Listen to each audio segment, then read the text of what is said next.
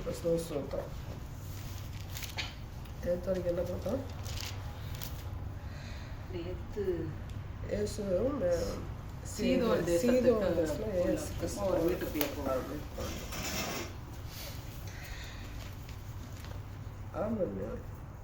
நான் பண்ணி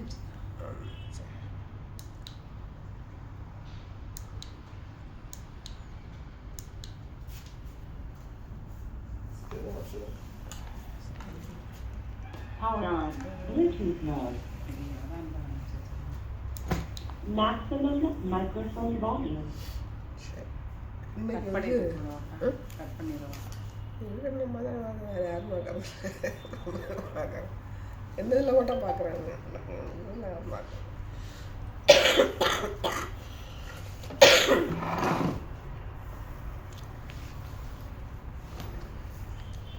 இன்னைக்கு வந்து எகிப்துடைய ஞாயிற்று.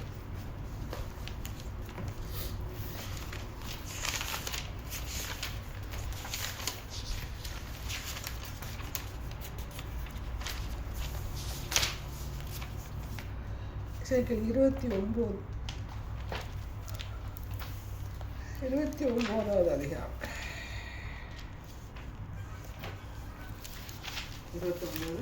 29 3 வருஷம். கர்த்தராகிய ஆண்டவர் சொல்லுகிறார், எகிப்தின் ராஜாவாகிய பார்வோனே, நீ உன் நதிகளின் நடுவிலே படுத்துக்கொண்டு என் நதி என்னுடையது, நான் அதை எனக்காக உண்டு பண்ணினேன் என்று சொல்லுகிற பெரிய முதலையே, இதோ நான் உனக்கு விரோதமாய் வந்து என் நதி என்னுடையது பெரிய முதலையே அப்படின்னு சொல்லி தீர்க்க தரிசனம் சொல்கிறார்.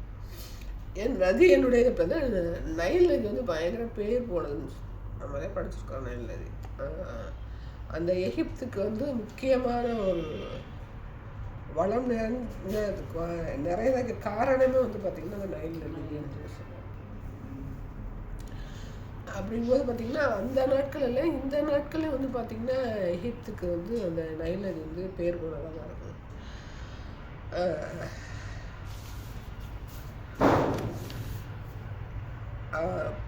பெரிய முதலையே அப்படின்னு பார்க்கும்போது என் நதி என்னுடையதுன்னா அவன் வந்து சொந்தம் கொண்டாடுறான். யார் சொந்தம் கொண்டாடுறான்னா அந்த எகிப்தை ஆளுகை செய்கிற பார்வோன் ராஜாவுக்கு அந்த நதி சொந்தமானது. இப்போ நமக்கு வந்து நதிகளில் வந்து பார்த்திங்கன்னா நமக்கு சாமி கும்பிடுவாங்க. இந்த தண்ணி திறந்து விடுவாங்க, பூ போடுவாங்க, மற்றபடி சாமி கும்பிடுவாங்க. அது சாமி கும்பிடுறாங்க அப்படின்றது. ஆமாம், சாமி கும்பிடுறாங்கன்னு பார்க்கும்போது அந்த நதியில் வந்து ஆக்குபை பண்ணு, அசுத்தம் வந்து ஆக்குபை பண்ணு. மனுஷன் வந்து சாமி கும்பிட வைக்கிறதுன்னா அது அதில் இருக்கிற பிசாசு தானே அது வந்து சாமி கும்பிட வைக்கிறது. அந்த ஆளுகை வந்து அந்த நதிக்குள்ளே இருக்குது. அதனால் கர்த்தர் வந்து இதை பார்த்து சொல்கிறாரு, பெரிய முதலையே அப்படின்னு சொல்லி சொல்கிறார். பெரிய முதலைனா பெரிய பிசாசு. அது வந்து பார்த்திங்கன்னா ஒரு வருஷம் இப்போது எகிப்து ஜனங்க இஸ்ரேல் ஜனங்க வந்து எகிப்தை வந்து கடந்து போகும்போது செங்கடலை பிளந்து அவங்கள போக வைப்பார் இல்லையா? செங்கடலை கடந்து போவாங்களே. இப்போ நம்ம இத்தனை நாட்கள் நம்ம இப்போ படித்தோம், வேறு எந்த பக்கமும் வந்து பாதை இல்லை, அதனால் தகச்சு போய் நின்னாங்க. தகச்சு போய் நின்றதுனால கர்த்தர் என்ன செஞ்சாருன்னா தண்ணியை வந்து ரெண்டாக பிரித்து அவங்கள வந்து கூட்டிகிட்டு போனாங்க. அப்படின்னு நம்ம இவ்வளோ நாள் நம்ம படிச்சிருக்கோம், சத்தியம் கேட்டிருக்கோம். அது அதில் வர வசனங்கள் அப்படி தான் இருக்கும். எல்லாரும் திகைத்து போய் நின்னாங்க, எங்கேயும் போக முடியல அப்படின்னு வசனம் இருக்கா?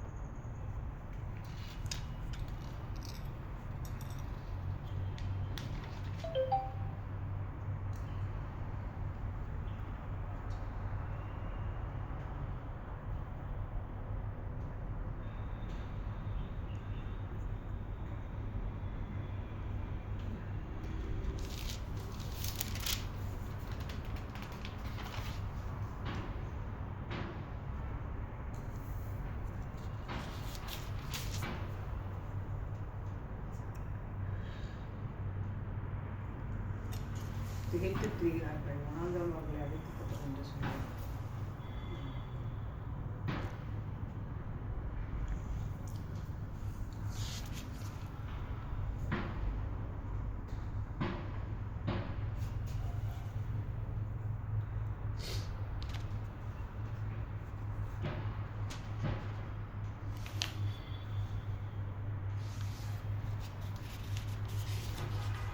பார்வோன் திகைக்கிறான்.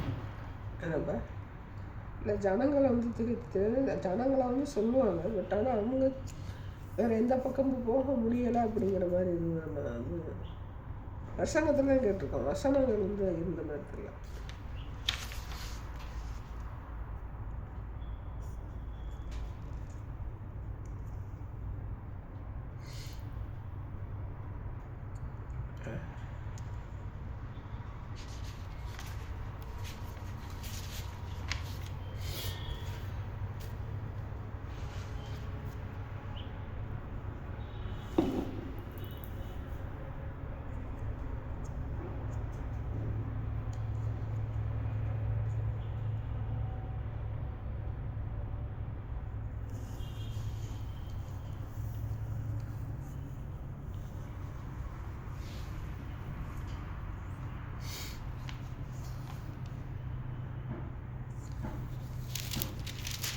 அவங்க அப்படி சொல்ல பயந்தார்கள், மிகவும் பயந்தார்கள். அப்பொழுது இஸ்ரவேல் புத்திரர் கர்த்தரை வந்து கூப்பிட்டார்கள் தான் வரும். இவன் தான் திகைத்து திரிகிறான் வருவார். அதில் இருக்க அப்போது பார்வோன் இஸ்ரவேல் புத்திரரை குறித்து அவர்கள் தேசத்திலே திகைத்து திரிகிறார்கள். அவன் சொல்கிறேன், பட் ஆனால் வந்து அவங்களுக்கு வேற பாதை இல்லை, வேற போகிறவருக்கு வேற பாதை இல்லை அப்படிங்கிற மாதிரிலாம் இல்லைங்க.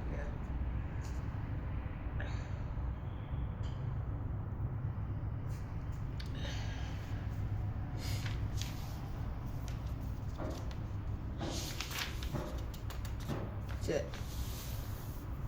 அப்போ அந்த நதி வந்து சாமி கும்பிட்றோன்னா அது அசுத்தாவினுடைய இருப்பிடம். அது அப்போ கர்த்தர் வந்து இப்போ செங்கடலை வந்து அவர் கலந்து போகிறதுக்கு வந்து பார்த்திங்கன்னா அவங்களுக்கு ஜனங்களை வந்து கடந்து போக பண்ணுறாரு. ஒன்றும் அவருடைய அதிசயம், அவருடைய வழிநடத்துதல் நமக்கு வந்து என்னன்னு தெரியாது. அந்த இடத்துல வந்து அவர் எப்படி நடத்துகிறாரு அப்படிங்கிறது அவருக்கு மட்டும்தான் தெரியும். ஆனால் இந்த எசேக்கியேலுடைய எகிப்தை வந்து நம்ம இந்த காரியத்தை வந்து நியாயத்தீர்ப்பு பார்க்கும்போது அதுவும் ஒரு விதமான நியாயத்தீர்ப்பு. எகிப்து ஆண்டவர் வந்து இஸ்ரவேல் ஜனங்களை வந்து நடத்திட்டு போகிறாரு. பாதையில் அதனால சேர்ந்து கடலையே ரெண்டாக பிரித்து கொண்டுட்டு போகிறாரு. எல்லோரும் வந்து தண்ணியை பார்த்துட்டு ஐயோ நம்ம அந்த பக்கம் போக முடியும்னு யோசிக்கிறாங்க. இப்போ நம்ம நிறையா பசங்க என்ன கேட்டுப்போம்னா அவங்க வேறு பாதை இல்லை, நம்மளாம் படித்து நம்ம பாதை இல்லை, போனால் இந்த மலையில் ஏறி செதறி போகணும், மலையிலலாம் ஏறி போகணும், காடாக இருந்துச்சு, இப்போ ஜனங்கள் வந்து போக முடியாது, அதனால தான் கர்த்தர் தண்ணியை வந்து பழக்கிறாரு அப்படின்னு சொல்லி இது வரைக்கும் நம்ம பார்த்துருக்கோம். ஆனால் எசேக்கியேலுடைய இந்த எகிப்துடைய தீர்க்க தரிசனத்து பிரகாரம் பார்க்கும்போது எகிப்துக்கு அது ஒரு நியாயத்தீர்ப்பு. எகிப்துக்கு ஒரு நியாயத்தீர்ப்பு. சரி, எகிப்துக்கு ஒரு நியாயத்தீர்ப்பு அப்படின்னு பார்த்தா எதுக்கு தண்ணியை போய் அவர் என்ன செய்யணும்? நதியை போய் எதுக்கு அடிக்கணும்? எகிப்துக்கு நியாயத்தீர்ப்புனா நதியை போய் எதுக்கு அடிக்கணும் அப்படின்னு நம்ம வந்து யோசிக்கிறோம். அப்போ எகிப்தோட நதியில் வந்து என்ன இருந்திருக்குன்னா ஏகப்பட்ட பிசாசினுடைய ஆளுகைக்குள்ளே வந்து இருந்திருக்கு. அதனால தான் கர்த்தர் என்ன செய்கிறாருன்னா எகிப்து நதியை வந்து ரெண்டாக பழக்க வச்சு அதுக்கு அதில் இருக்கிற அசுத்த ஆய்வில் கிரியில் என்ன பண்ணுறாருன்னா அழிச்சு நொறுக்கிறார். 4 வருஷம் எசேக்கியேல் 29:4. உன் வாயிலை துருடுகளை மாட்டி உன் நதிகளின் மச்சங்களை உன் செதில்களில் ஒட்டி கொள்ளும்படி செய்து உன்னை உன் நதிகளின் நடுவிலிருந்து தூக்கி விடுவேன். உன் நதிகளின் மச்சங்கள் எல்லாம் உன் செதில்களில் ஒட்டி கொண்டிருக்கும். அதில் துறடுகளை மாட்டி அப்படின்னு பார்க்கும்போது துறடுன்னா நம்ம துறடு வந்து எதை எடுக்க பயன்படுத்தும்? பொதுவாக இடுக்கி ஒரு பொருளை வந்து சூடாக இருக்கிறப்ப ஆமாம் அதை எடுக்க பயன்படுத்துவோம். என்னென்ன செய்வோம்? இது டைட் பண்ணுறதுக்கு அதுக்கு பேர் என்ன? Screw driver spanner. அந்த மாதிரி. ஆமாம், ஒன்று வந்து தமிழில் எடுக்க பயன்படுத்தும், இன்னொன்று வந்து குரோட டைப் பண்ணுறதுக்கு மாட்டோம். அந்த மாதிரி அந்த ஆவிகள் என்ன செய்கிறாருன்னா அதுக்கு ஒரு பனிஷ்மெண்ட் கொடுக்குறாரு. ரைட்டா? அதே 5 வாசிங்க. உன்னையும் உன் நதிகளின் எல்லா மச்சங்களையும் வனாந்தரத்திலே போட்டு விடுவேன், வெட்ட வெளியிலே விடுவாய், நீ சேர்த்து கொள்ளப்படுவதில்லை, உன்னை பூமியின் மிருகங்களுக்கும் ஆகாயத்தின் பறவைகளுக்கும் இரையாக கொடுப்பேன். ஆமாம், இன்னையும் நதிகளையும் மச்சங்களையும் அப்படி பார்க்கும்போது நம்ம என்ன அந்த ஆற்றுல உள்ள அந்த கடலில் அந்த நதியில் உள்ள நைல் நதியில் உள்ள எல்லாத்தையும் கொண்டு போய் வனாந்தரத்தை போட்டுருவாரு. போட்டுருவாரு. நம்ம இந்த இடத்துல எடுக்கிறோம். ஆனால் நம்ம படிக்கும்போது நமக்கு அப்படி தான் தோணும். ஆனால் உண்மையிலேயே அர்த்தம் என்ன அப்படின்னு பார்த்தீங்கன்னா அதில் இருக்கிற ஆவிகளை எங்கே கொண்டு போட்டுறாரு, தூக்கி கொண்டு போய் கொரடை பிடிச்சி தூக்கிட்டு போய் ஆமாம் வனாந்தரத்தில் கொண்டு போட்டுடுறாரு. வனாந்தரத்தில் போட்டுட்டு அவன் சொல்லி இனி வந்து சேர்க்கப்படுவதில்லை அப்படின்னு பார்க்கும்போது பிசாசுகளை கொண்டு போட்டாலும் இந்த எகிப்தை வந்து என்ன செய்ய மாட்டேன், சேர்த்துக்க மாட்டேன்னா கூட்டி சேர்க்க மாட்டேன், என்னுடைய ஆளுகைக்குள்ளே இல்லை என்னுடைய பிள்ளைகளை என்ன செய்ய மாட்டேன், ஏற்றுக்கொள்ள மாட்டேன் அப்படிங்கிற ஒரு நியாயத்திற்கு தான் என்ன சொல்கிறாருன்னா இந்த எசேக்கியேல் 29 நம்ம வந்து பார்க்குறோம். சரியா? சரி.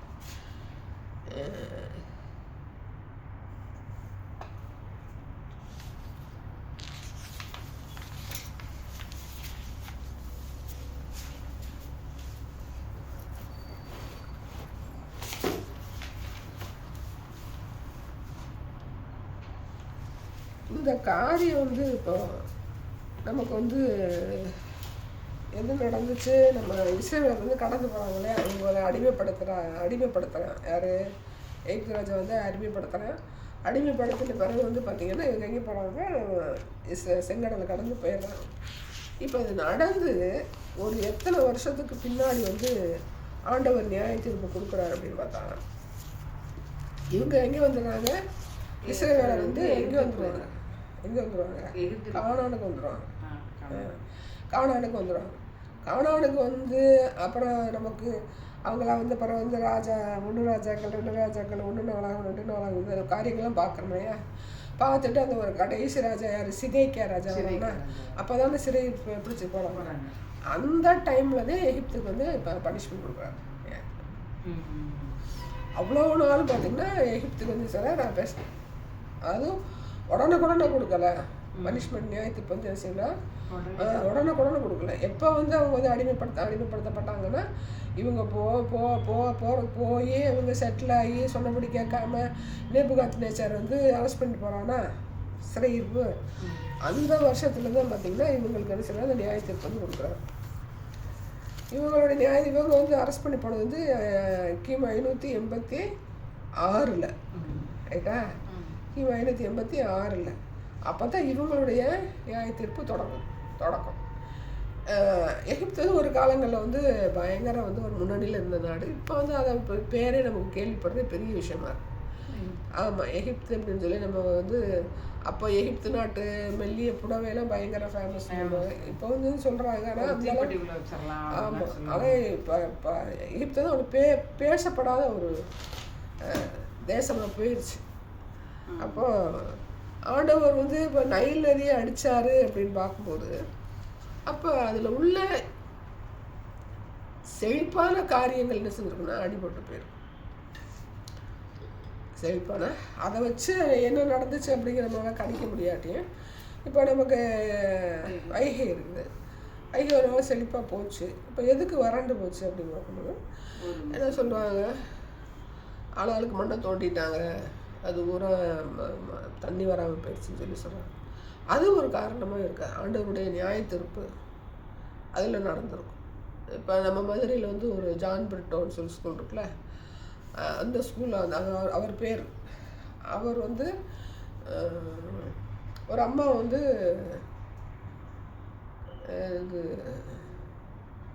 இந்த சிவகங்கை ராஜாவும் நினைக்கிறேன், அது அப்பா அவர் ஜான் பிரிட்டோ இருந்த காலத்தில் இவர் வந்து சுவிசேஷம் சொல்லும்போது ஒரு அம்மா வந்து 2 தவறான ஒரு பாதையில் அந்த மாதிரி இருந்திருக்கு. 2 குடும்பத்தில் 2வது மனைவியை மறந்து போச்சு. அப்போ நீங்கள் அந்த அப்படி வந்து அப்படிலாம் இருக்கக்கூடாது ஆண்டவருக்கு பிரியமில்லாத அப்படின்னு பார்க்கும்போது அவங்களுக்கு சொந்தமாக உண்மையாக உறவாக அவங்களுக்கு இந்த ராஜா கொண்டது இல்லை. அப்போ இந்த யார் காரணம் அப்படின்னு பார்க்கும்போது இவர் இந்த ஜான் பிரிட்டோ தான் என்ன சொல்கிறாரு, இப்படிலாம் சொல்லி பண்ணிட்டாரு அப்படின்னு சொல்லவுமே அந்த ராஜா வந்து ஜான் பிரிட்டோ வந்து பிடிச்சி கொண்டு போய் கொலை பண்ணிடுவார். கொலை பண்ணுறதுக்கு முன்னாடி குதிரையில் கட்டி இந்த ஆற்று மணலில் வந்து இழுத்துட்டு போய் அவர் கொலை பண்ணிட்டார். அன்னைக்குள்ள சாபம் வந்து இன்றைக்கி தண்ணி வரும். சரியா? அப்போ எதனால நமக்கு வந்து ஒரு காரணம் இருக்குது, அந்த காரணம் வந்து நமக்கு சின்ன கண்டுபிடிக்கணும். அப்போ நைல் நதி வந்து இன்றைக்கி இருக்குது, ஆனால் ஆண்டவர் வந்து ஜனங்களை வந்து நடத்தி கூட்டிகிட்டு போயிட்டாரு. கூட்டிகிட்டு போகும்போது அங்கே என்ன நடந்துச்சு அப்படி பார்த்தீங்கன்னா, துறடுகளை மாட்டி உன் நதிகளின் மச்சங்களை உன் செதில்களில் ஒட்டி கொண்டு இருக்கும்படி செய்து உன் நதிகளின் நடுவில் இருந்து தூக்கி விடுவேன்.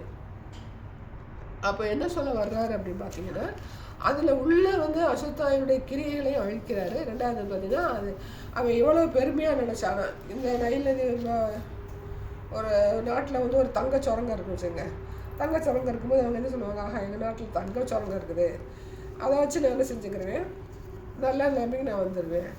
இப்போ கர்நாடகாவில் வந்து தங்க சுரங்கம் இருக்கும்போது அவங்க கொஞ்சம் மேன்மையாக தான் இருக்கிறாங்க, அந்த ராயல்ட்டியெல்லாம் அவங்களுக்கு வரும்.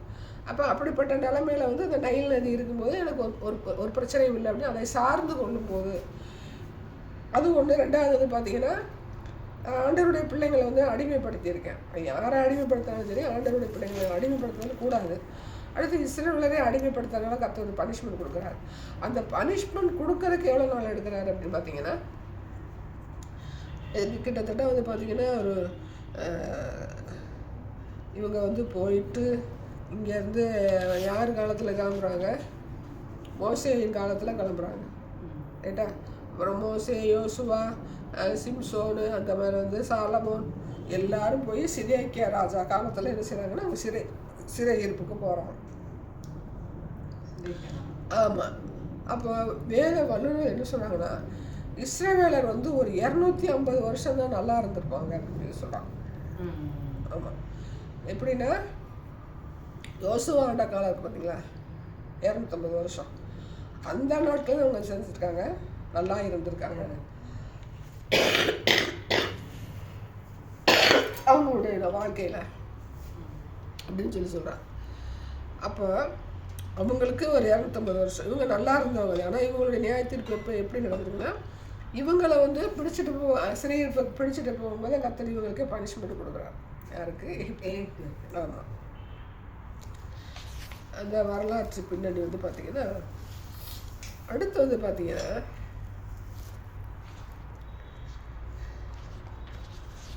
வரலாற்று பின்னணின்னு பார்க்கும்போது இறைமை 44:30 வருஷங்க.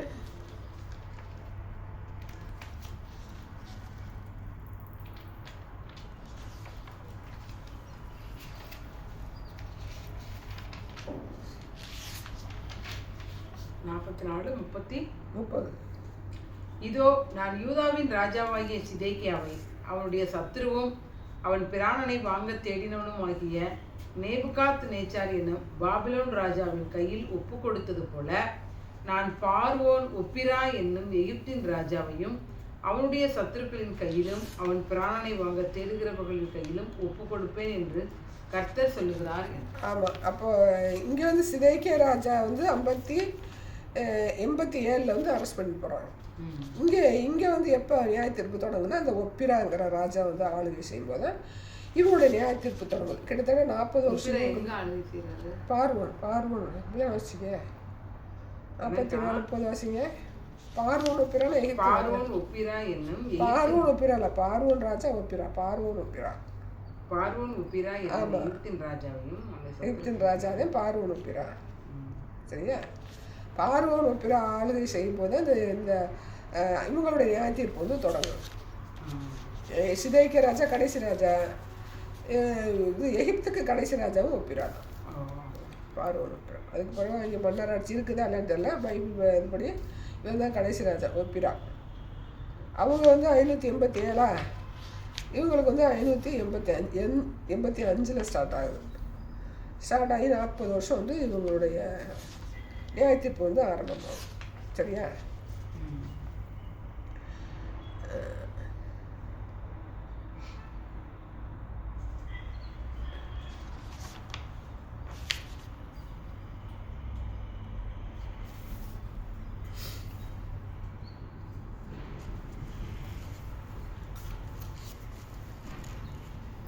சங்கீதம் 68:30 வருஷங்க.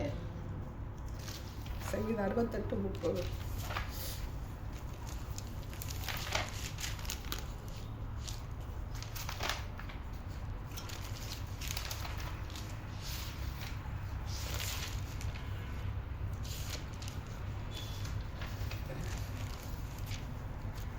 நாணில் உள்ள மிருக கூட்டத்தையும் ஜனங்களாகிய கன்றுகளோடு கூட ரிஷப கூட்டத்தையும் அதட்டும். ஒவ்வொருவனும் வெள்ளி பணங்களை கொண்டு வந்து பணிந்து கொள்ளுவான்.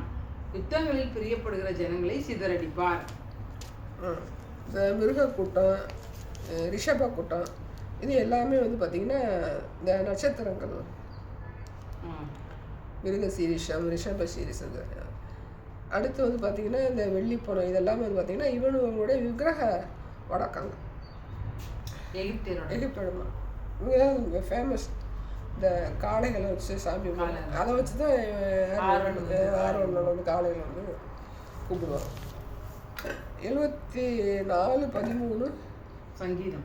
அதே சங்கீதம் 74:13. தேவரீர் உமது வல்லமையினால் சமுத்திரத்தை இரண்டாக பிளந்து ஜலத்தில் உள்ள வலுச்சற்பங்களின் தலைகளை உடைத்தீர்.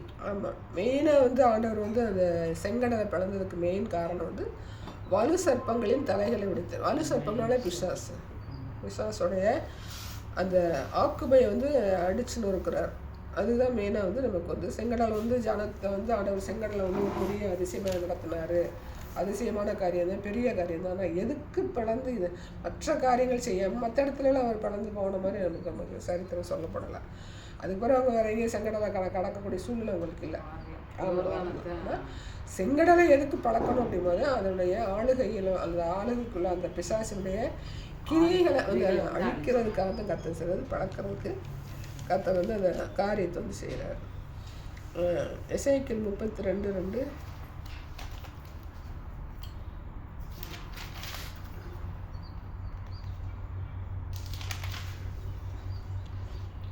மனுபுத்திரனே, நீ எகிப்தின் ராஜாவாகிய பார்வோனை குறித்து புலம்பி அவனோட சொல்ல வேண்டியது என்னவென்றால், ஜாதிகளுக்குள்ளே நீ பாட சிங்கத்துக்கு ஒப்பானவன்.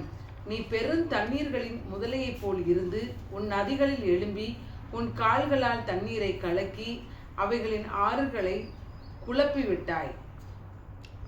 பிசாசு இது பார்வோனுடைய அந்த பார்வோனுக்குள்ளே இருக்கிற அந்த காரியத்தை தான் கத்த இந்த இடத்துல வந்து வெளிப்படுத்துகிறார். பார்வோனுக்குள்ளே இருக்கிற காரியம் அது முதலில் சில தொரடை போட்டு என்ன செய்கிறாரு, இழுக்கிறாரு. எரேமியா 46:8.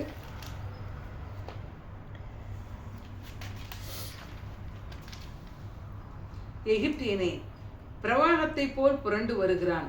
அவனே அலைகள் மோதியடிக்கிற நதிகள் போல எழும்பி வருகிறான். நான் போய் தேசத்தை மூடி நகரத்தையும் அதில் குடியிருக்கிறவர்களையும் அழிப்பேன் என்றான். யாரு? எகிப்து ராஜா. அந்த மாதிரி இருந்தவங்க கர்த்தர் என்ன செய்கிறாருன்னா நியாயத்தீர்ப்புக்கு வந்து யாரை கொண்டுட்டு வர்றாருன்னு பார்த்தீங்கன்னா நேபுகாத்நேச்சாரை கொண்டு வந்து தான் அழிப்பார். பின்னாடி பார்ப்போம். 29:4 வாசிங்க. எசேக்கியேல் 29:4. உன் வாயிலே துறடுகளை மாட்டி உன் நதிகளின் மச்சங்களை உன் செதில்களில் ஒட்டி கொள்ளும்படி செய்து உன்னை உன் நதிகளின் நடுவிலிருந்து தூக்கி விடுவேன். ஆமாம், இந்த துறடுகளை மாட்டும்போது பார்த்தீங்கன்னா நம்ம என்ன செய்கிறாருன்னா பிசாசுகளை வந்து அந்த இடத்துல வந்து ஆண்டவனாலே முடியும் பிசாசுகளை வந்து அழிக்கிறது. இவனை வந்து மற்ற விதத்தில் வந்து அழிக்கணும். பட்டினா இந்த இடத்துல இருந்து துறடு கடிவாளம் யார் அப்படின்னு பார்த்தீங்கன்னா 2 ராஜாக்கள் 19:28 வாசிங்க.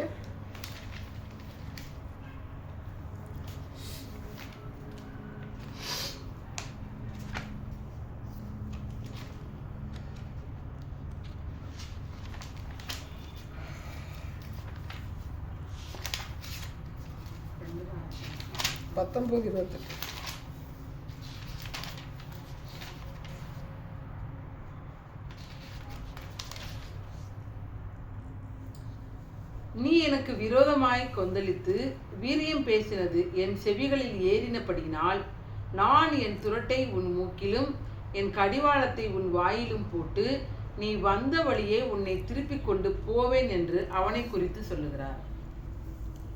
யார் அப்படின்னா அசீரிய ராஜா சனகரிப்பு. துரடு கடிவாளம் யாருன்றது, துரடுங்கிறது அவன் அசீரிய ராஜா சனகரிப்பு, கடிவாளங்கிறது கர்த்தருடைய கடிவாளம். அப்போ எகிப்துக்கு எதிராக வந்து இந்த அசீரிய ராஜா என்ன செய்யறான், படையெடுத்து காரியங்களும் நியாயத்தீர்ப்புக்கு ஆண்டை கொடுக்குற நியாயத்தீர்ப்பு அவன் ஒரு கருவி எடுத்து பயன்படுத்துகிறாரு. இவனுடைய எகிப்துடைய பிசாசனுடைய கிரியை வந்து எப்படி இருக்குன்னு பார்த்தீங்கன்னா 38:4 வாசிங்க. எசேக்கியேல் 38:4.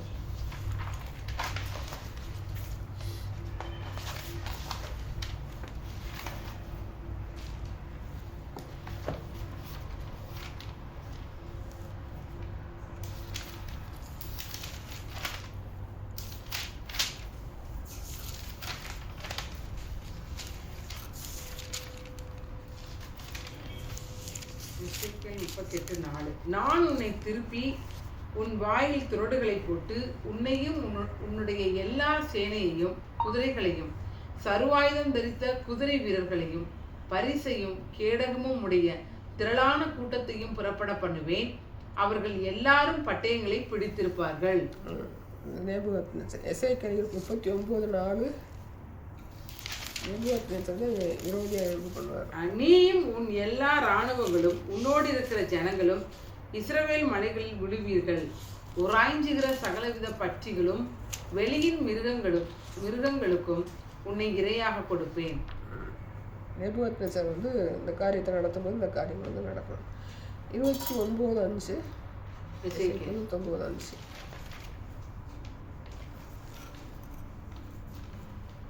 உன்னையும் உன் நதிகளின் எல்லா மச்சங்களையும் வனாந்தரத்திலே போட்டு விடுவேன்.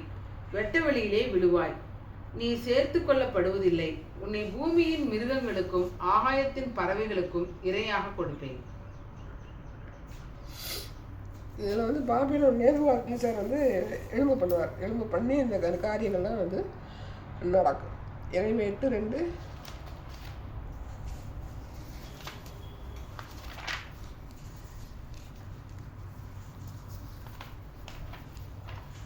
அவர்கள் நேசித்ததும் சேவித்ததும் பின்பற்றினதும் நாடினதும் பணிந்து கொண்டதுமாய் இருந்த சூரியனுக்கும் சந்திரனுக்கும் வானத்தின் சர்வ சேனைக்கும் முன்பாக அவைகளை பரப்பி வைப்பார்கள் என்று கர்த்தர் சொல்லுகிறார். அவர்கள் வாரி அடக்கம் பண்ணப்படாமல் பூமியின் மேல் எருவாகும். அந்த அளவுக்கு வந்து அந்த சண்டை வந்து நடக்கும். எரேமியா 7:33. இந்த ஜனத்தின் பிணங்கள் ஆகாயத்தின் பறவைகளுக்கும் பூமியின் மிருகங்களுக்கும் இரையாகும். அவைகளை வெறுட்டுவாரும் இல்லாதிருப்பார்கள். எரேமியா 34:20.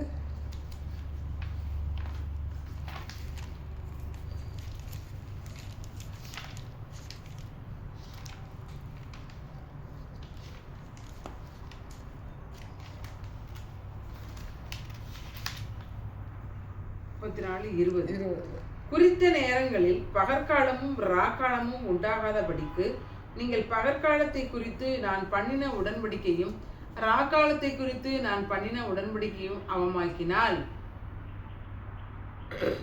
ஆண்டவர் குரோதமாக வரும்போது எப்படி இருக்குமா நியாயத்தீர்ப்பு. அந்த நேபுகாத்நேச்சரை எழுப்பி பண்ணதுனால அந்த பிணங்கள் என்ன செய்யுது, அடக்கம் பண்ண முடியாமல் வந்து கிடக்குது. ரைட்டா? எசேக்கியேல் 31:18.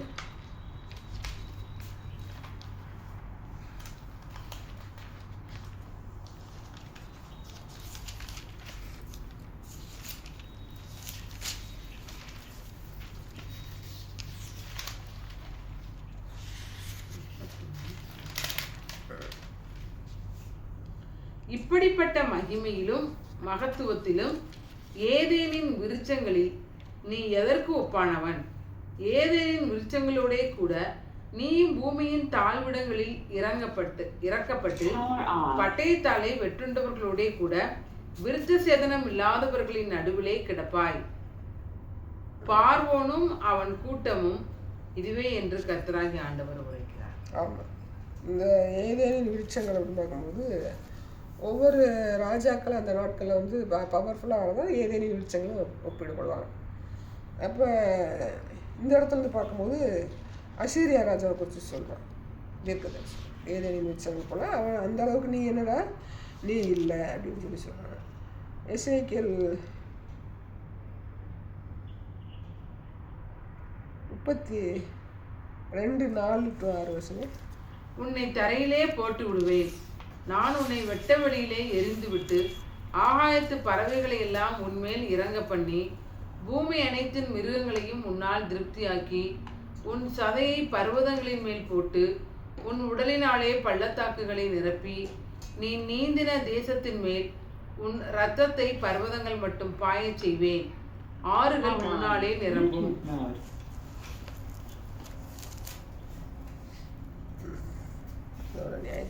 வச்சிங்களா? எசேக்கியேல் 29:6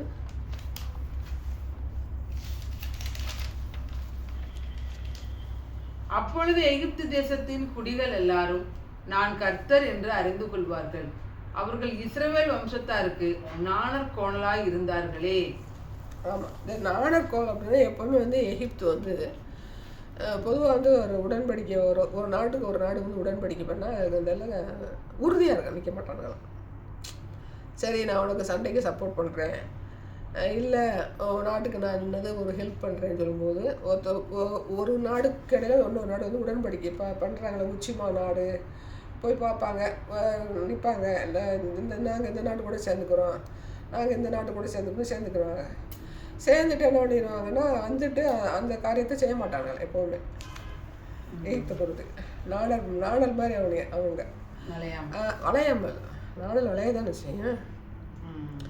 நாணல் வந்து வளையிறதுக்காக நானும் அந்த பட்டு உருவிப்போம்னா நாணல்னால ஒரு பிரயோஜனமும் இல்லை. இப்போ நாணல் செடி இருக்குது அப்படின்னா அதை நம்ம என்ன பண்ண சும்மா உருவி பார்த்தா கூட அந்த வெள்ளைத்தூள் வந்து கண்ணில் போட்டுன்னு உருவ கூட விட மாட்டாங்க. கேள்விப்பட்டிருக்கீங்களா? நாணல் செடியில் ஒரு வெள்ளை கலரில் பூ பூத்துருக்கும் இல்லையா? நாணல் பார்த்துருக்கீங்களா? பார்த்துருக்கேன். ஆத்தோரம் நாணல் நிற்கும்க்கா. தண்ணி நிக்கிற இடத்துல இந்த பக்கத்துல ஓரமா தண்ணிக்கு ஓரமா தடிமனா இருக்கும். எல்லா வந்து ஆத்து ஓரத்துல எல்லாமே நாணல் நிற்கும். அப்போ இவனுடைய நைல் நதிக்கு வந்து அது பேர் போனது நாணல் வச்சுக்கோங்களேன். அதில் வந்து என்ன பிரச்சனை, நாணலை வச்சு யாரும் ஒன்றும் இது வரைக்கும் எதுவும் பண்ணுற மாதிரி தெரியும். பெட்டி செஞ்சு போட்டிருக்காங்க. ஆனால் அது வந்து ஒரிஜினலான நாணல் பெட்டி என்ன எப்படி வந்து நமக்கு புரிகிறதுக்கு இப்போ சொல்லியிருக்காங்களா அப்படின்னு நம்ம பார்த்துருவோம். நாணல் பெட்டின்னு வந்து நம்ம நாணல் பெட்டின்னு சொல்லி சொல்கிறோம். ஆனால் வந்து நாணல் பெட்டியில் வந்து இது வரைக்கும் நாணலில் வந்து யார் வந்து எந்த ஒரு காரியமும் இப்போ கோரை பாயா பண்ணிடுவாங்க. நாணலை வச்சு ஒன்றும் பண்ண மாட்டாங்க. சும்மா ஆத்தோரம் அதை இது வளரும், அவ்வளோதான். அதை வந்து உருவணும்னா உருவக்கூடாதுன்னு சொல்லி சொல்லுவாங்க. அது உருவனா அந்த வெள்ளை பூ வந்து கண்ணில் படுச்சுன்னா கண்ணு தெரியாமல் போயிடும் அப்படின்லாம். அப்போ இவனை நம்புற யாருக்கு பெருசு கண்ணு தெரியாமல் போகிற லெவலுக்கு தான் அவன் இருப்பானே ஒழிய ஒரு ஹெல்பிங் டெண்டன்சி உள்ள ஆள் கிடையாது. யார்? எகிப்தின் ராஜா கிடையாது. எகிப்தில் உள்ள எல்லாருமே எகிப்து மக்கள் வந்து அடிப்பட்டவங்க. யார்? எகிப்தியர். நான் திரும்ப வாசிங்க. இஸ்ரவேலருக்கு 29:6 கணக்கா.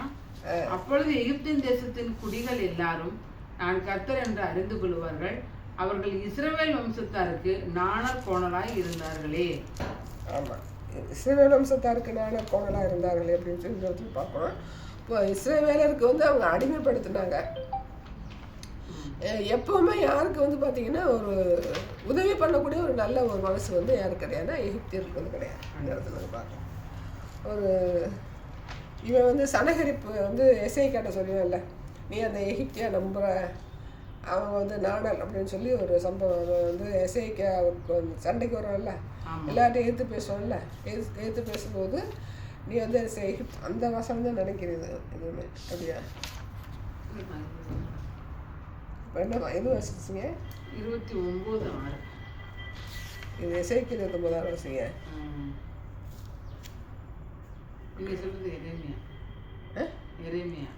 எரேமியா வசிங்களா? இல்லை, இப்போ எசேக்கியேல் வாசிச்சேன்க்கா. 6 ஆமாம், 29:6.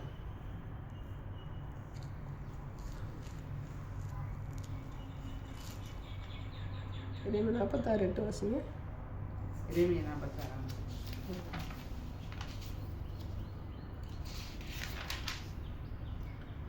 எகிப்தியனே பிரவாகத்தை போல் புரண்டு வருகிறான், அவனே அலைகள் மோதி அடிக்கிற நதிகள் போல எழும்பி வருகிறான். அந்த இன்சிடென்ட் வரும். அந்த சனகரிப்பு வந்து எகிப்தை நீ நம்புற அப்படின்னு சொல்லி நம்புற எல்லாருக்குமே வந்து நானா கொண்டதாக இருப்பான் அப்படின்னு சொல்லி சொன்னாங்க.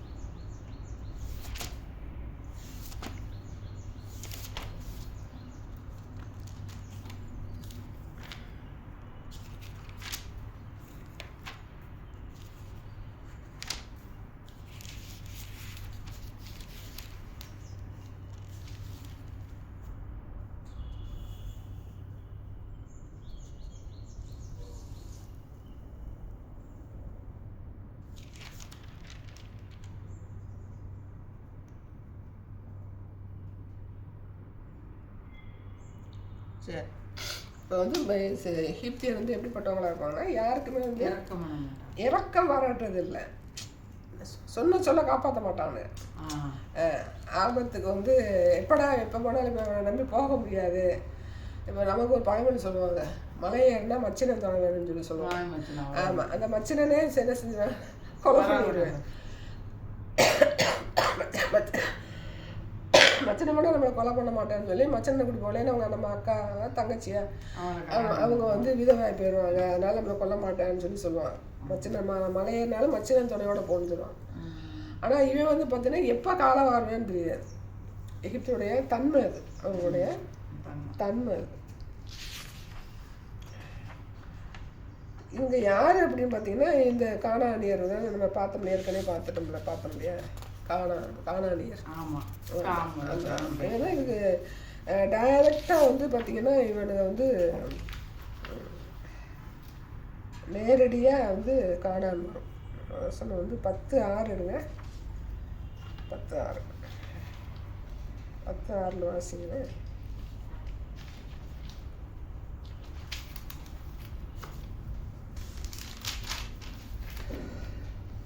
காமுடைய குமாரர் கூஸ் இஸ்ராயேல். ஆமாம், கூஷின் தேசம் வரும். இந்த கூஷ் வந்து பார்த்தீங்கன்னா முதல் பையனா காமோட ஃபர்ஸ்ட் பையனா கூஷ். இதுதான் பார்த்தீங்கன்னா ஆப்பிரிக்காவில் இதில் வந்து எத்தியோப்பியா தேசம் வந்து வருதா.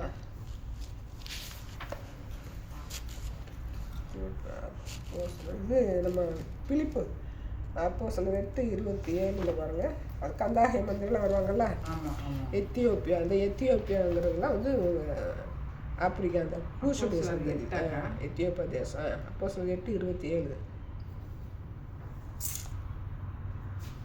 அந்தபடி அவன் எழுந்து போனான். அப்பொழுது எத்தியோப்பியருடைய ராஜஸ்திரியாகிய கந்தாகை, எத்தியோப்பியர் கிட்டத்தட்ட வந்து பார்த்தீங்கன்னா நேபுகாத்நேச்சர் வந்து ஒரு 40 வருஷம் செஞ்சாங்க. ஓட்ட அடித்து நோக்கி ஆண்டவர் அள்ளி வச்சுருவார். எவ்வளவு நாட்கள் கழித்து வந்து பார்த்தீங்கன்னா ஆண்டவர் வந்து ஆண்டவருடைய பிள்ளைங்களுக்கு வந்து எதிராக இருந்ததுனால எதிராக இருந்ததை விட எவ்வளோ கொடுமைப்படுத்திட்டாங்க, அடிமையாக வச்சு.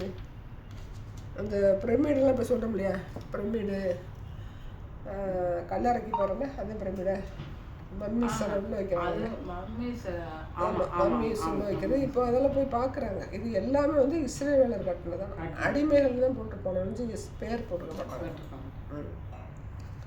பேர் போடணும். கத்தனால பேர் போடாமல் வச்சுட்டாரு. அடிமை போடாமல். ஏன்னா நாளைக்கு வந்து இப்போ எகிப்து எல்லாம் பார்த்துட்டு இஸ்ரேல் நீ எங்கள் நாட்டில் நீ அடிமை இருந்ததாடான்னு சொல்லிடக்கூடாதுல்ல. கத்தர் அதை கூட என்ன செய்யலை, மாற்றி போட்டார். ஏன்னா நினச்சி வச்சானு தெரியலை. நான் கத்தர் வந்து அதையும் மாற்றி போட்டார்.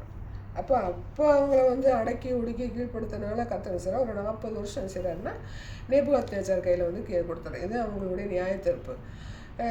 அந்த கொடுத்ததுனால பார்த்தீங்கன்னா இன்னை வரைக்கும் என்னால் எந்திரிக்க முடியல. ஏன் அப்படின்னா இன்றைக்கி நம்ம இந்தியா நாடு இருக்கு இல்லையா, நம்ம இந்தியா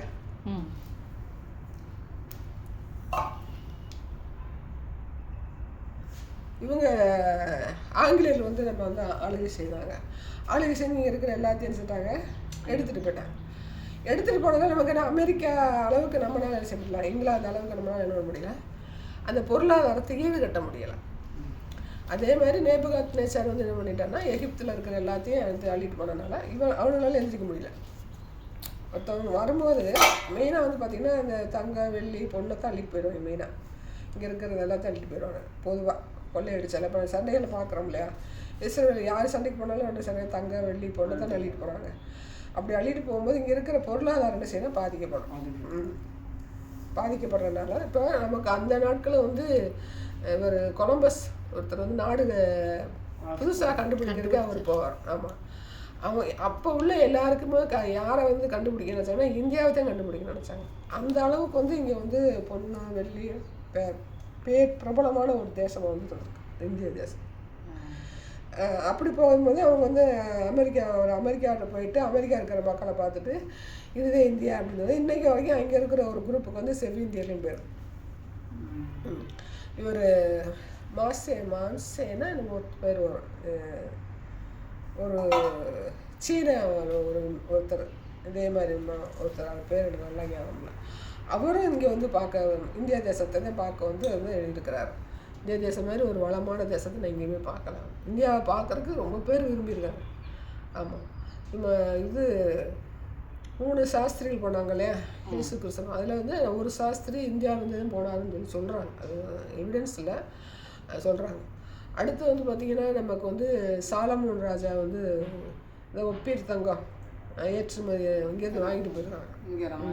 இந்தியாவிலேருந்து வாங்கிட்டு போயிருக்காங்க. இன்னும் அது ஒப்பீருங்கிற பேர் அப்படியே இருக்கு. அது ஒப்பீருங்கிறது சேமுடைய சந்தையில் ஒருத்தரோட பேர்.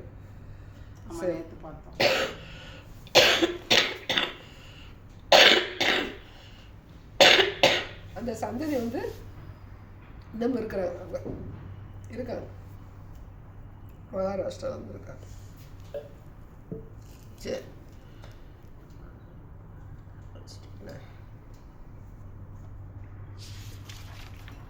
29 6 வருஷத்துல 1 ராஜாக்கள் 18 21.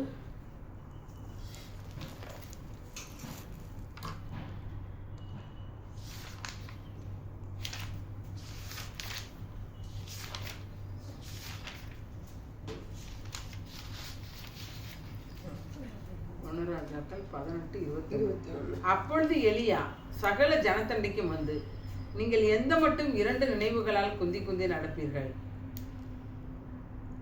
கரெக்டாக்கா? கர்த்தர் தெய்வமானால் அவரை பின்பற்றுங்கள்.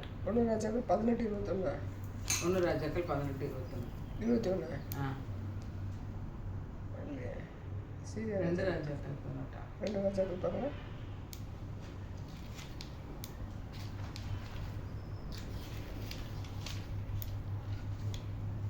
இதோ நெறிந்த நாணல் கோணலாகிய அந்த எகிப்தை நம்புகிறாய். அதன் மேல் ஒருவன் சாய்ந்தால் அது அவன் உள்ளங்கையில் பட்டு உருவி போகும்.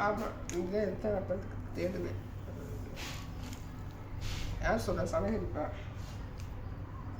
மேல பாருங்க, யார் சனகரிப்பா சொல்றேன். ரப்சாக்கி அசிரிய ராஜா. அவன் சொல்றேன் எகிப்து வந்து என்ன சொல்றேன் சொல்லிட்டேன்.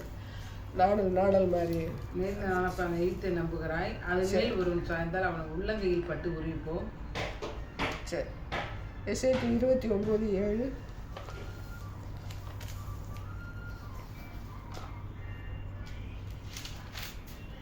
49:7.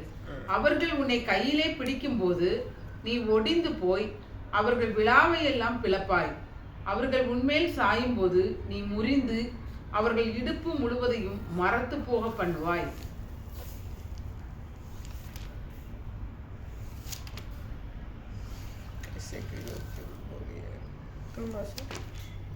ஆகையால் கர்த்தராகிய ஆண்டவர் சொல்லுகிறது என்னவென்றால், இதோ நான் உன்மேல் பட்டயத்தை வரப்பண்ணி அவர்கள் உன்னை கையிலே பிடிக்கும் போது நீ ஒடிந்து போய் அவர்கள் விழாவை எல்லாம் பிளப்பாய். அவர்கள் உன்மேல் சாயும் போது நீ முறிந்து அவர்கள் இடுப்பு முழுவதையும் மரத்து போக பண்ணுவாய். அவங்க சண்டை நடக்கிற அந்த நெபுகாத்நேச்சார் சண்டை நடக்கும்போது நடக்கிற விஷயம். ஏசாயா 36:6.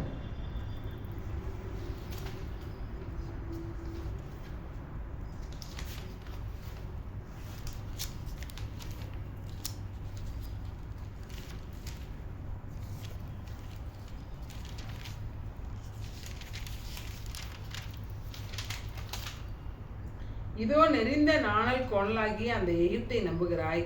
அதன் மேல் ஒருவன் சாய்ந்தால் அதன் உள்ளங்கையில் பட்டு உருவிப்போம். எகிப்தின் ராஜாவாகிய பார்வோன் தன்னை நம்புகிற யாவருக்கும் அப்படியே இருப்பான். அதே எரேமியா 17:5.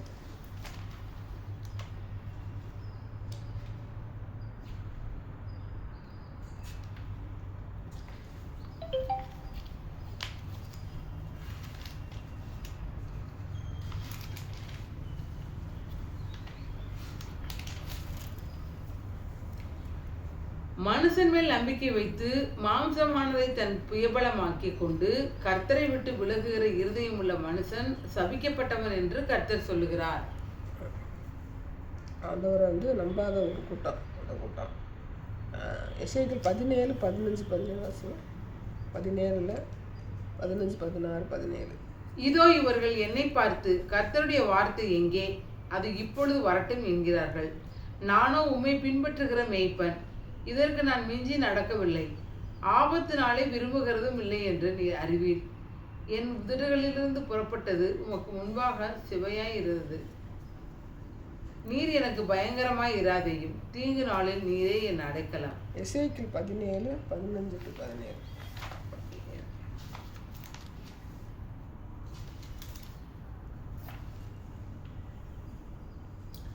இவன் அவனுக்கு விரோதமாய் கலகம் செய்து தனக்கு குதிரைகளையும் அநேக ஆட்களையும் அனுப்ப வேண்டும் என்று தன் ஸ்தானாதிபதிகளை எகிப்துக்கு அனுப்பினான்.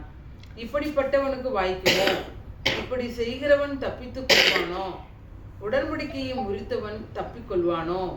தன்னுடைய ராஜாவாக ஏற்படுத்திய ராஜாவினுடைய ஆணையை அசட்டை பண்ணி அவனுடைய உடன்படிக்கையை முறித்து போட்டவன் அந்த ராஜாவினுடைய ஸ்தானமாகிய பாபிலோன் நடுவிலே அவனண்டையில் இருந்து மரணம் அடைவான் என்று என் ஜீவனை கொண்டு சொல்லுகிறேன் என்று கர்த்தராகிய ஆண்டவர் சொல்லுகிறார்.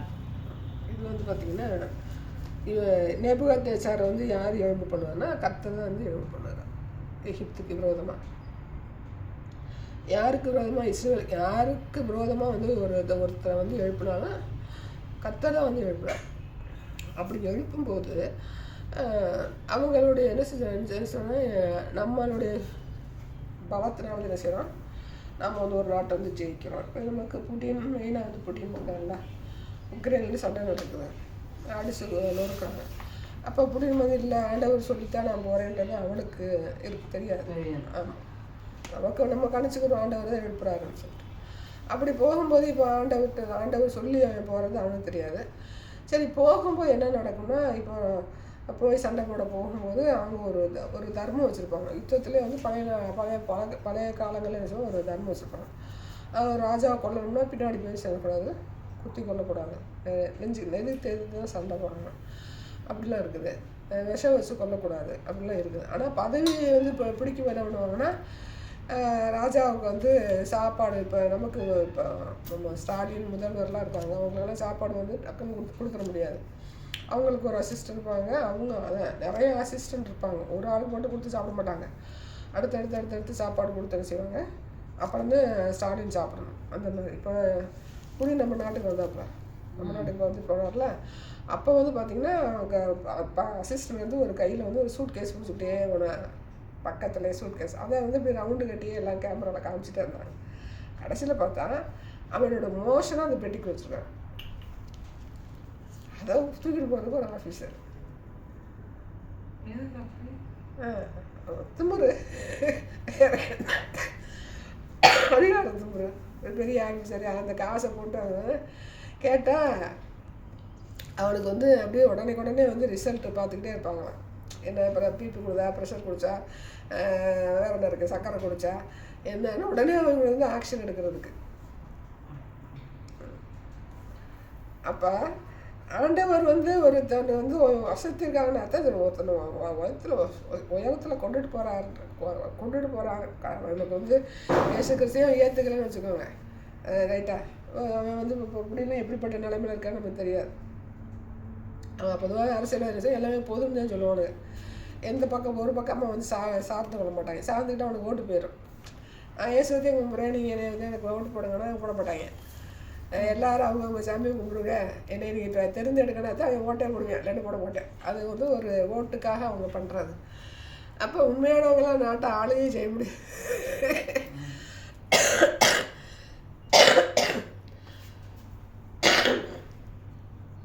இவங்க ராஜீவ் காந்தியான்றாங்க, ராகுல் காந்தி அவங்க அம்மா சோனியா, அவங்க வந்து நிறையா விஷயம் கலந்துக்கிற மாட்டாங்க. ஆனால் அவங்களே கூட இதில் உட்கார வச்சுட்டாங்க. ஆமாம், அந்த சாமி இதில். ஆமாம், அவங்க வந்து ஆர்சி தான், ஆனாலும் இந்த மற்ற காரியங்கள் தலையிட மாட்டாங்க. இந்த இதுலாம் அவங்களே ஒரு இதில் வந்து உட்காந்து ஏதோ ஒன்றில் மட்டும்தான் உட்காந்துருந்தாங்க. அப்புறம் போகல. அப்படியே அது 4 பேர் ஓட்டு வேணும் போது அதுக்கெல்லாம் ஏற்றுட்டு போய் நோம்பு கஞ்சி குடிக்கிறாங்க, கிறிஸ்மஸ் கொண்டாடுறாங்க. அப்புறம் இங்கே வந்து தீபாவளியை கொண்டாட மாட்டாங்க, பொங்கல் கொண்டாடுங்க, தமிழர் திருநாள் அப்படின்னு சொல்லுவாங்க. அந்த மோகன்சிலாசரசை வந்து பொங்கல் பண்டிகை வந்து தமிழர் திருநாள், நம்ம கிறிஸ்தவர்கள் கொண்டாடுறது தவறு கிடையாது அப்படின்னு சொல்லி அவரே வந்து பொங்கல் வச்சார். கரும்பு உடைச்சாரா தெரியும், பொங்கல் வச்சார். எதுவும் ஒன்று கொடுத்தாரான்னு தெரியல. ஆனால் செய்தி வந்து அவர் சொன்ன செய்தி வந்து முதல்ல வந்து நம்ம வந்து தமிழர், ஃபஸ்ட்டு நம்ம வந்து தமிழர், அதுக்கு பிறகு நம்ம தமிழர் அப்படின்னு தமிழர் பண்டிகை கொண்டாடணும் பொங்கல்னு சொல்லி சொன்னார். ஆனால் நமக்கு வந்து வேத வசனத்தை பற்றி நம்ம யாருன்னு சொன்னால் தமிழர் கிடையாது, இயேசுவோட பிள்ளை, இஸ்ரேலர் கிடையாது. நான் வந்து ஃபஸ்ட்டு வந்து நான் இயேசுவோட பிள்ளை. அதுக்கப்புறம் வந்து நான் தமிழ் போது ஒரு வட்டத்துக்குள்ளே சுருங்கி போகல. அவர் சொன்னது வந்து தவறான விஷயம். தமிழர் பண்டிகை அப்படின்னு பார்க்கும்போது இயேசு இப்போ நான் கிறிஸ்தவன், நான் வந்து கிறிஸ்மஸ் கொண்டாடணுமா, அது கட்டாயம் கிடையாது. நான் வந்து கிறிஸ்மஸ் கொண்டாடணுமான்னு கட்டாயப்படுத்தலாம். அவர் கட்டாயப்படுத்தலாம். நீ கிறிஸ்டின் ஆனால் நீ ஏற்றுக்கிட்டா நீ கண்டிப்பாக நீ கிறிஸ்மஸ் கொண்டாடுன்னு சொல்லலை. நம்ம கிறிஸ்மஸ் கொண்டாடும் போது அது சுவிசேஷம் அறிவிக்கப்படுது. ஆண்டவர் இந்த நாளில் வந்து அதுவே நிறையா பேர் சொல்லுவாங்க, இந்த நாளில் பிறக்கலை, அவர் எந்த நாளில் பிறந்தார், அவர் வந்து மறைச்சிட்டார். அது நல்லது. ஏன்னா இயேசு கிறிஸ்து பிறந்த பெத்லஹேமே வந்து பெத்லஹேம்ங்கிற ஒரு ஊர் இருக்குது, ஒரு ஊர் இருக்குது. அதவே என்ன செஞ்சுட்டாங்கன்னா இந்த ஒட்டமான் என்ன பண்ணிட்டாங்க, எல்லாம் நிறையா இடத்த போட்டு நிறைய அந்த ஆர்சி சிலைகளாக நிறையா வச்சு சில ஒரு விக்கிரக ஆராதனை மாதிரி அவங்க வச்சுருக்குறாங்க. நான் வேத வல்லுநர் என்ன சொன்னாங்கன்னா, இவங்களுக்கு ஒரு 40 வருஷம் காலம், யாருக்கு சிறையிருப்புக்கு போகிறாங்க இல்லையா, 70 வருஷம் கழிச்சு வர்றாங்க. அப்போ வந்து எல்லாத்தையும் என்ன செஞ்சாங்க, டோட்டலாக இவன் என்ன செய்யறாங்க, அதை வச்சது சல்லியாக அடிச்சுட்டு போயிடுறேன் அப்படின்னு நான் பார்த்தோம், பூரா நொறுக்கி போயிடுறேன். இதில் எப்படி வந்து இயேசு பிறந்த இடத்தையும் இயேசு கல்லறையும் எப்படி நம்ம வந்து கண்டுபிடிக்க முடியும்னு வேத வல்லுநர்னு கேட்குறாங்க.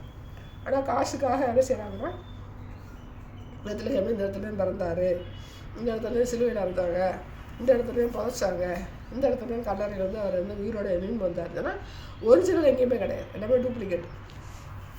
ஏதோ ஒன்று வைக்கிறாங்க. நமக்கு வந்து சரி ஆண்டவர் வந்து உயிரோட இருந்துச்சாருங்க ஒரு காரியமாக நமக்கு வந்து வெளியில் தெரியுது. அப்போ நம்ம வந்து என்ன செய்யறோம், இயேசு கிறிஸ்து பிறந்தனால ஒரு சுவிசேஷம் சொல்லணும்.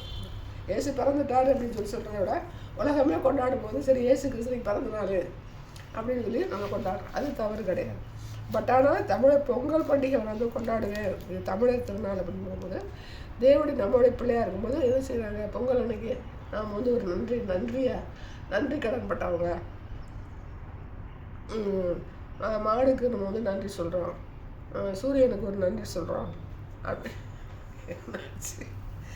சூரியனுக்கு நன்றி சொல்கிறோம். அப்படிங்கும்போது படைப்புகளுக்கு நம்ம நன்றி சொல்லக்கூடிய கடமைப்பட்டவர் நம்ம இல்லை. படைப்புகளுக்கு நம்ம நன்றி சொல்ல வேண்டிய நன்றி சொல்லக்கூடிய ஒரே யாருன்னா தேவன். ஆமாம். மிருகங்களுக்கு நம்ம நன்றி சொல்ல கடமைப்பட்டவங்க. அதில் நமக்காக உண்டாக்கப்பட்டது. அதாவது நம்ம கொடுமைப்படுத்த வேண்டியதில்லை.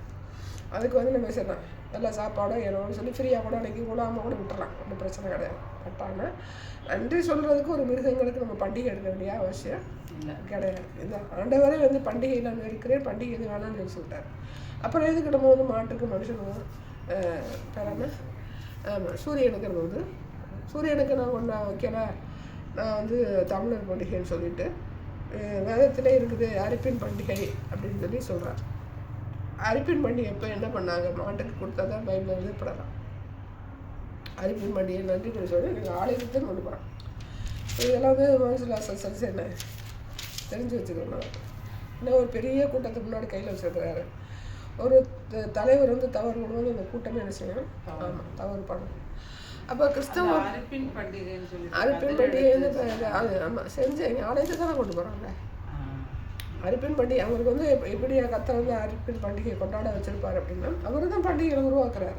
தேவன் தான் எல்லா பண்டிகையும் உருவாக்குறாரு. ஃபர்ஸ்ட் பஸ்கா பண்டிகை உருவாக்குறாரு. பஸ்கா பண்டிகை எதுக்கு உருவாக்குறாருன்னா ஜனங்கள் எகிப்துலேருந்து நீ கடந்து வந்த அதை நம்ம பிள்ளையை என்ன செய்யணும்? ஞாபகம் வச்சுக்கணும். அதனால இந்த பஸ்கா பண்டிகை கொண்டாடுவாயாக. ஒவ்வொரு பண்டிகைக்கும் அர்த்தம் கொடுத்துப்பாங்க. இதையே நீ தலைகீழ அதுவே அதே ஆண்டவர் விட்டுட்டு அவன் இந்த பாதுகாப்பு போடா ஒரு பண்டிகை வேணாம் நீ கொண்டாடே வேணாம் பண்டிகைகளை நான் இருக்கிறேன்றார். இதே செங்கடலை கடந்து வந்த தலைச்சன் பிள்ளைகள் என்ன செஞ்சாங்க? அடித்து கொண்டு அவனை மீட்டெடுத்துட்டு வந்தாருன்னு சொல்லி உன் பிள்ளைகளுக்கு ஞாபகம் வச்சுக்கடா அதுக்காக இந்த பண்டிகையை கொண்டாடுறான்னு சொன்னால் இவன் ஆண்டவரை விட்டுருவேன். எப்படா கறியை வெட்டுவான் சாப்பிடுவான் எவனை ஏமாற்றுவான் அவங்ககிட்ட இருந்து எத்தனை ஆட்டை நம்ம ஆட்டையை போடுவான். இந்த ஆரம்பிக்கிறது நீ கொண்டாடுற பண்டிகை எனக்கு வேண்டாம்னு சொல்லிடுறேன்.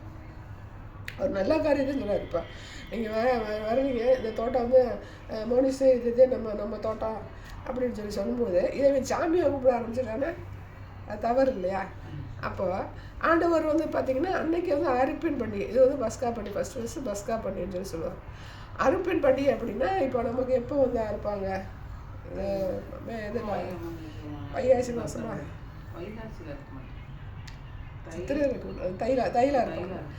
தைலாக இருப்பாங்க. அறுக்கிறவங்க அவங்க அரிப்பின் பண்டிகைன்னு சொல்லி கொண்டாடணும்னு சொல்லுவாங்க. இதுவே எப்படி வந்துச்சுன்னு சொல்லி பார்த்தோம்னா எப்படி வந்திருக்கோம்? அந்த இஸ்ரவேலர் செஞ்ச அதே காரியத்தில் தான் நமக்கு மூதாதையர் யார்? கானானியர் தானே. அவங்க செஞ்சதை இவங்க செஞ்சுருப்பாங்க. இருக்கிற ஆட்கள் செய்திருப்பாங்க.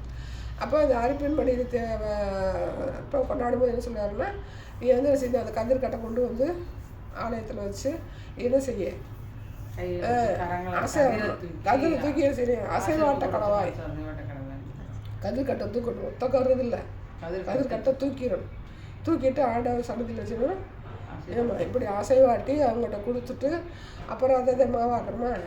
மாவாக்கி அதிரசமாக சுட்டு அதெல்லாம் கொடுத்து பாரு. ஃபஸ்ட்டு கதிர்கட்டெலாம் கொண்டு கொடுத்துட்டு நீ போய் சாப்பிடு. அதுக்கு பிறகு வேதத்தில் சொல்லப்படலை.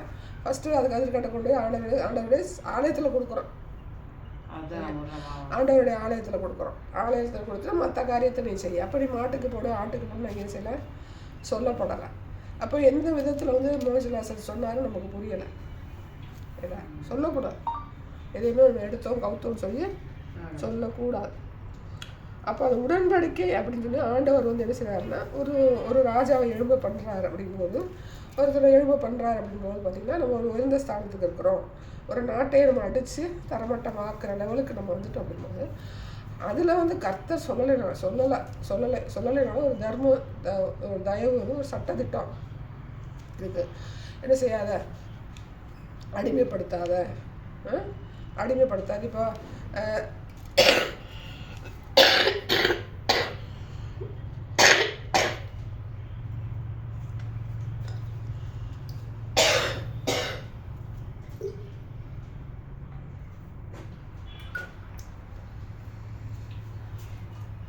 அரெஸ்ட் பண்ணி போகிறாங்க. காசாவிலையும் இப்போ இஸ்ரேவேலோட செய்கிறாங்க. பிடிச்சி போய் அவங்க அரெஸ்ட் பண்ணி ஜெயிலில் வச்சுருக்காங்க. இவனுக்கு அரெஸ்ட் பண்ணி ஜெயிலில் வச்சுருக்காங்க. இப்போ நம்ம இலங்கை மீனவரை தாண்டி போயிட்டாலே பிடிச்சி ஜெயிலில் வச்சுருக்காங்க. இப்போ இதெல்லாம் ஒரு அராஜகம். அராஜகம் தானே. இப்போ நார்மலாக வந்து ஒருத்தன் திருடுறேன் அவனை கொண்டு போய் ஜெயிலில் வைக்கிறான்னா அதை ஒத்துக்கலாம். ஒரு நாட்டை தாண்டிட்டு போனாலும் அவன் என்ன எதுவும் உடனே செஞ்சிருவானு அரெஸ்ட் பண்ணி கொண்டு உள்ளே வச்சுருவாங்க, வெளியே விட மாட்டாங்க. தப்பி தவறி நம்ம வந்து நம்ம நாட்டோட எல்லையை கடந்து அடுத்த நாட்டுக்கு போயிட்டோன்னு வச்சுக்கோங்க, எவன் வந்தாலும் காப்பாற்ற முடியாது. ஆமாம், நீ என்னுடைய நாட்டு உறவாளி அப்படின்னு சொல்லி என்ன செஞ்சிருவாங்க, கொண்டுருவாங்க, வெளியே விட மாட்டாங்க. இப்போ நம்ம மும்பையில் வந்து ஒரு ஹோட்டலில் வந்து தாக்குதல் ஒருத்தர் வந்து, ஆமாம், அவனை வந்து வெளியே விடலை, கோர்ட்டு தீர்ப்பு பண்ணி மரண தண்டனையை கொடுத்துட்டாங்க. அவன் செய்தது அட்டூழியம், நிறைய பேர் கொண்டுட்டேன். ஆனால் நார்மலாக வந்து ஒருத்தவங்க வந்து ஒரு நாட்டில் வந்து இன்னொரு நாட்டிலேருந்து இன்னொரு நாட்டுக்கு போகிறோம்னா அதுக்கு பாஸ்போர்ட் எடுக்கணும். பாஸ்போர்ட் இல்லாட்டி என்ன செய்ய மாட்டேன், அவ்வளோதான், ஜோலி முடிஞ்சிச்சு. அப்போ இதெல்லாம் ஒரு அராஜகம். என் நாட்டை பாதுகாத்துக்கிறேன், அதனால தான் நான் இப்படி செய்கிறேன் அப்படின்னு சொல்லி சொல்லுவாங்க. பட் ஆனால் நியாய தீர்ப்பு வந்து அவங்க ஜட்ஜ்மெண்ட் எப்படி பண்ணுவாங்கன்னா, அவன் சாகிற மாதிரியே ஜட்ஜ்மெண்ட் பண்ணி சொல்லி முடிச்சிடுவாங்க. அது மட்டும் இல்லை, பாகிஸ்தானில் எடுத்துட்டிங்கன்னா அவன் ஆப்போசிட்டு ஒருத்தன் ஜெயிச்சுட்டு ஒருத்தன் ஆப்போசிட்டாக இருக்கான்ல, தோற்று போகிறான்னு வச்சுருக்கேன். இன்றைக்கி வந்து டிஎம்கே இருக்குது, டிஎம்கே ஸ்டாலின் இருக்குது. அப்போ அடுத்து விஜய் வந்து ஸ்டாலின் இதுக்கு எதுக்குள்ள விட்டுருவான், யாரும் இல்லை, ஜெயிலுக்கு விட்டுருவான். ஆமாம், பாகிஸ்தானை பொறுத்த வரைக்கும் நம்ம நாட்டையும் வந்து நடந்துச்சு. அதாவது டிஎம்கே ஜெயிச்சிருச்சுன்னா ஏடிஎம்கே பிடிச்சி தேடி பிடிச்சி அரெஸ்ட் பண்ணி அடித்து நொறுக்கி எடுத்துருவாங்க ஆப்போசிட் கட்சியெல்லாம். இப்போ அந்த இதில் கலாச்சாரம் மாறிடுச்சு. ஆனால் இங்கே பாகிஸ்தானில் எப்போவுமே அப்படி தான், ஆட்சிக்கு வந்துடல, ஈஸியாக வந்துடல, வந்துட்டு அவன் தோத்தானா செத்தியான், ஜெயிச்சவை கொண்டு என்ன செஞ்சிருவேன் உள்ள ஜெயிலில் போட்டு. இப்போ இந்த இம்ரான் சொல்லிட்டு வந்து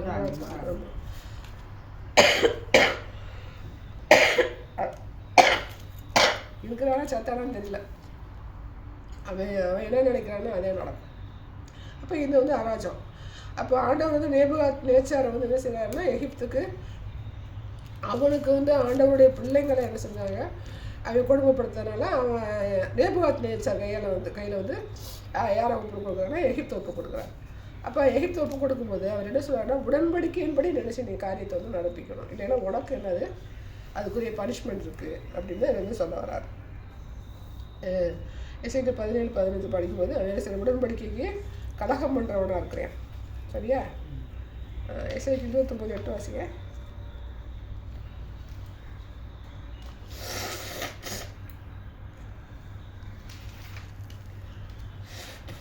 ஆகையால் கர்த்தராகிய ஆண்டவர் சொல்லுகிறது என்னவென்றால், இதோ நான் உன்மேல் பட்டயத்தை வரப்பண்ணி உன்னில் மனுஷரையும் மிருகங்களையும் சங்காரம் பண்ணுவேன். ஆமாம், பட்டம் என்பது எதனுடைய பட்டம், யார் நேபுகாத்நேச்சார் வந்து எழுதப்படும். கிட்டத்தட்ட 40 வருஷம் எகிப்தை வந்து என்ன செஞ்சோன்னா அடிமைப்படுத்தி ஆளுகை செய்கிற காலம் நேபுகாத்நேச்சாருடைய காலம்.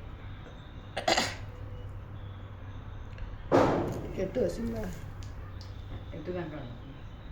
எஸ்ஐக்கு 25-13 வருஷங்க.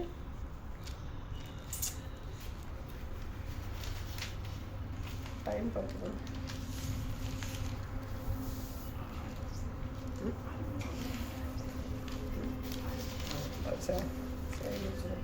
எசேக்கியேல் 25 கர்த்தராகிய ஆண்டவர் சொல்லுகிறார், நான் ஏதோம் தேசத்துக்கு விரோதமாக என் கையை நீட்டி அதில் மனுஷரையும் மிருகங்களையும் இராதபடிக்கு சங்காரம் பண்ணி அதை தேமான் துவக்கி தேத்தான் மட்டும் வனாந்தரமாக்குவேன், பட்டயத்தால் விழுவார்கள். நிறைய வரும், முடிச்சிடுமா? 29 வரை.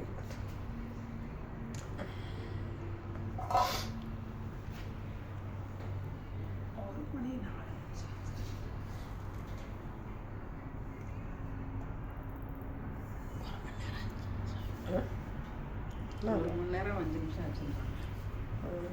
இல்லை, இங்கே வயசில் இருக்கிற நிறையா இருக்குது.